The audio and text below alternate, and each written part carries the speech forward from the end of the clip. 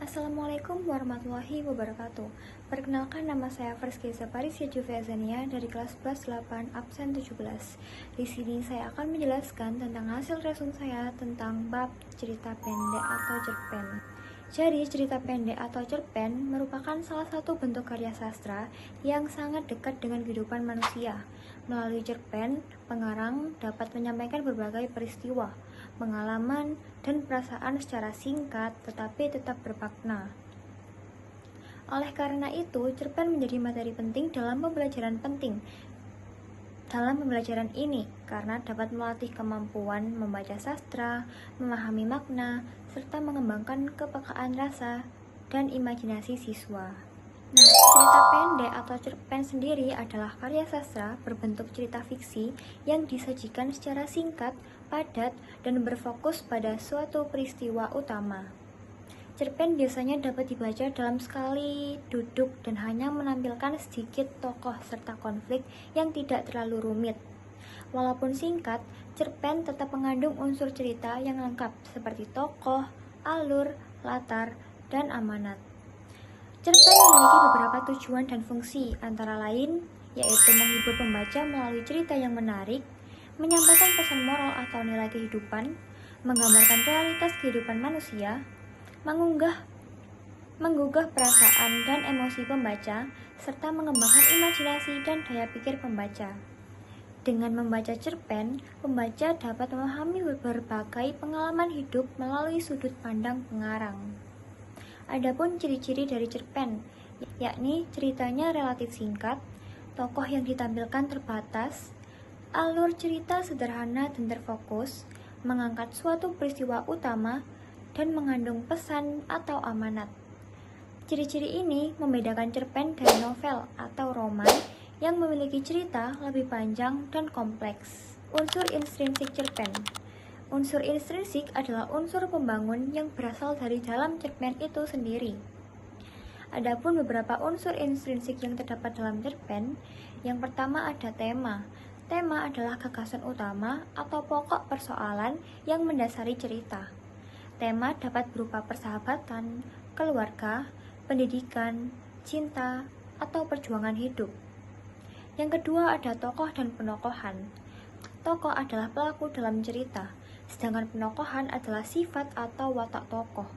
Tokoh dalam cerpen biasanya terbagi menjadi tokoh utama dan tokoh tambahan. Yang ketiga ada alur. Alur adalah rangkaian peristiwa yang membentuk jalan cerita.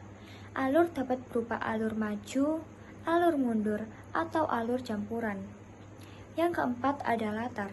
Latar meliputi tempat, waktu, dan suasana terjadinya peristiwa dalam cerita. Latar membantu pembaca membayangkan situasi dalam cerpen. Yang kelima ada sudut pandang.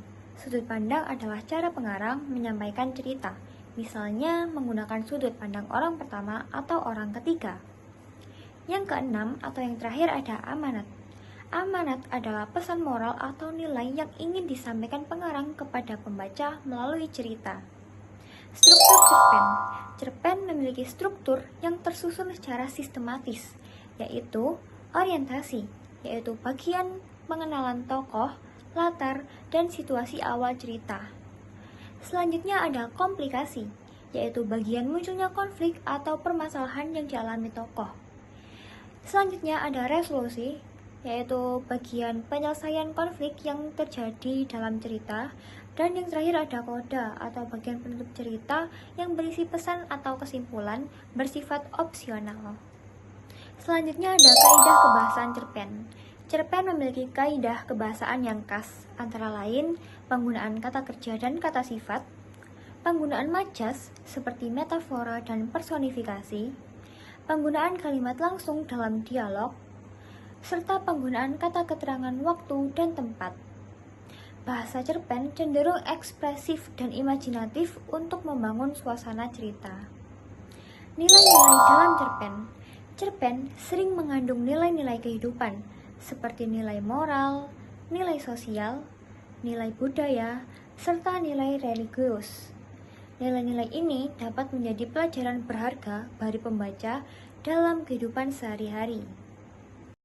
Di sini terdapat contoh dari teks argumen. yang berjudul pendidikan.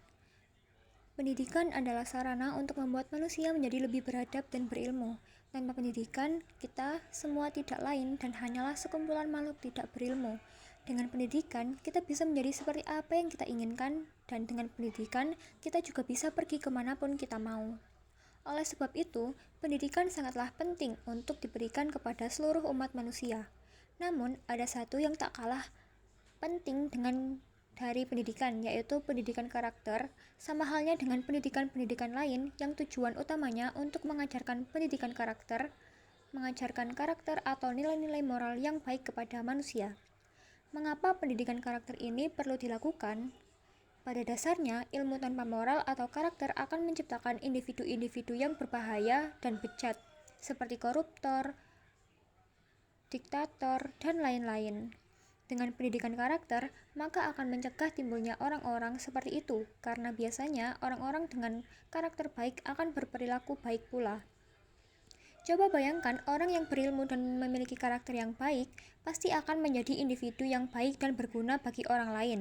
Pendidikan karakter mengajarkan kita tentang moral-moral atau nilai yang baik sebagai manusia, seperti tanggung jawab, taat kepada Tuhan, jujur, percaya diri, dan masih banyak lagi.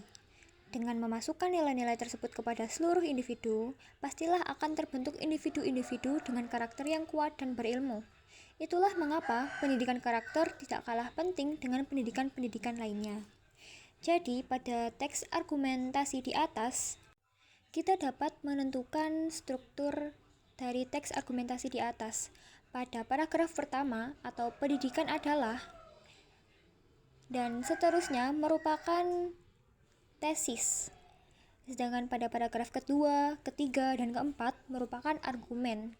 Dan paragraf yang terakhir atau kelima termasuk ke dalam penegasan kembali.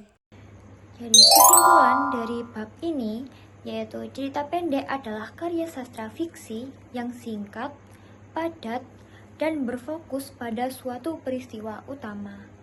Cerpen memiliki tujuan untuk menghibur sekaligus menyampaikan pesan moral. Unsur intrinsik cerpen meliputi tema, tokoh, alur, latar, dan sudut pandang, serta amanat. Struktur cerpen terdiri atas orientasi, komplikasi, resolusi, dan koda. Dengan memahami cerpen, siswa diharapkan mampu memahami makna karya sastra dan mengambil nilai positif dari cerita yang dibaca. Sekian dari saya. Wassalamualaikum warahmatullahi wabarakatuh.